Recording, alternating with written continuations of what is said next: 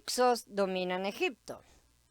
Las tradiciones árabes que han sobrevivido a nuestro tiempo fueron escritas por autores de los siglos del 9 al 14. Se refieren a estas antiguas tradiciones y también a autores más antiguos, a veces nombrándolos. Después de que los amalequitas invadieron Siria y Egipto, establecieron una dinastía de sus faraones. Samudi escribió: los amalequitas llegaron a Siria y a Egipto y tomaron posesión de estas tierras, y los tiranos de Siria y los faraones de Egipto tuvieron origen de ellos. Masudi, otro autor musulmán que ya lo hemos nombrado, quien escribió sobre las plagas, ¿no es cierto?, que cayeron sobre Arabia, o sea, describió la parte que les tocó ver, la huida de los amalequitas de la Meca y el diluvio. También relató la conquista de Egipto por los amalequitas. Un rey amalequita, el Walid, hijo de Duma, llegó a Siria, invadió Egipto, lo conquistó, se apoderó del trono y lo ocupó sin oposición durante toda su vida. Nos apoyamos en las palabras de Manetón citadas, que ya citamos antes: un pueblo de innobles orígenes del Oriente, cuya llegada fue imprevista, tuvo la osadía de invadir ese país que dominaron por fuerza sin dificultad, ni siquiera batalla. En otra obra de Masudi se da un relato más detallado de la conquista de el Walid. El Walid, hijo de Duma, partió entonces con un gran ejército con la intención de atravesar las distintas regiones, derrocar a sus soberanos y permanecer algún tiempo en cada una.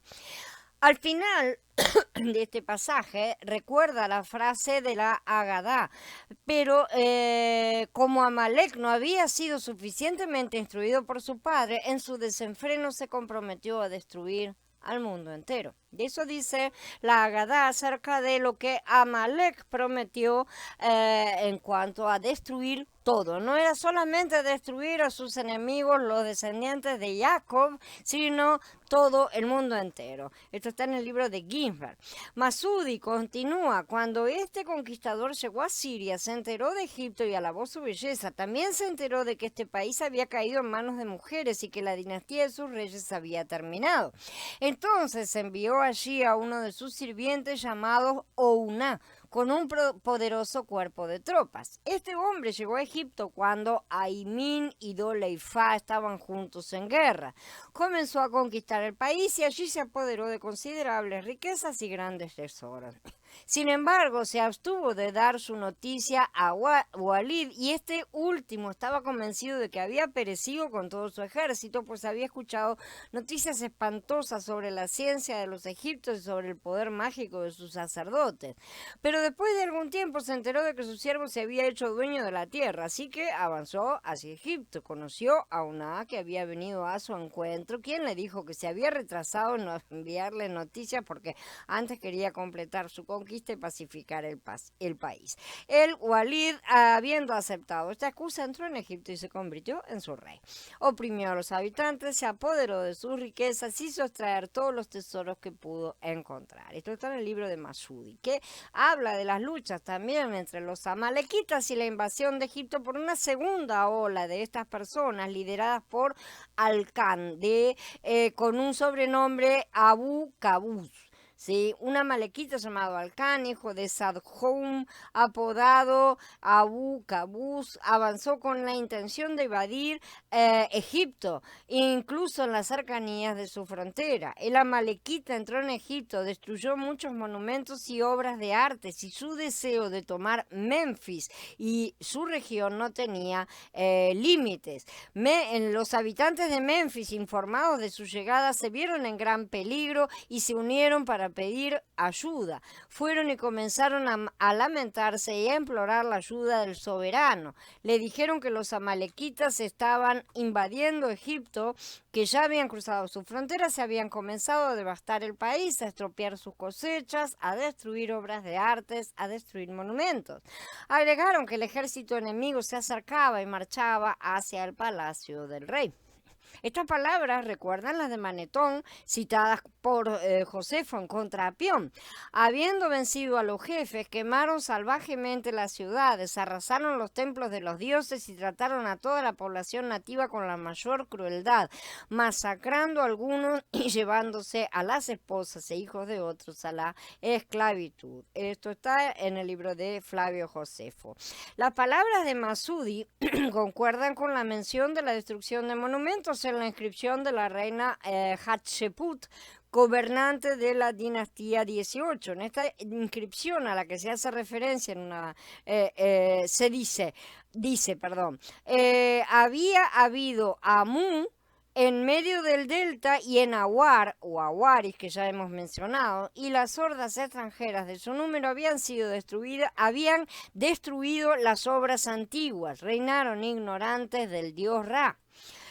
Tabari relató historias y leyendas de los faraones amalequitas y dio sus genealogías. La siguiente frase es característica y dice, entonces el rey de Egipto murió y otro rey, su pariente, ascendió al trono. También era de raza amalequita y se llamaba Cabú, hijo de Mosab, hijo de Maulla, hijo de Nemir, hijo de Sarwas, hijo de Amrou, hijo de Amalek.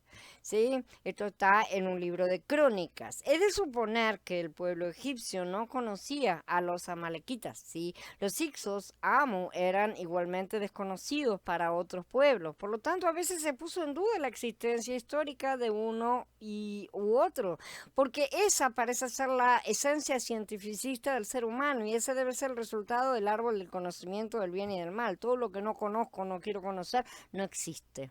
Así nomás, lo barremos debajo del alfombro, decimos que son inventos de personas ignorantes. El gobierno de los Hyksos en Egipto se endureció durante todo el tiempo que transcurrió entre el Reino Medio y el Reino Nuevo.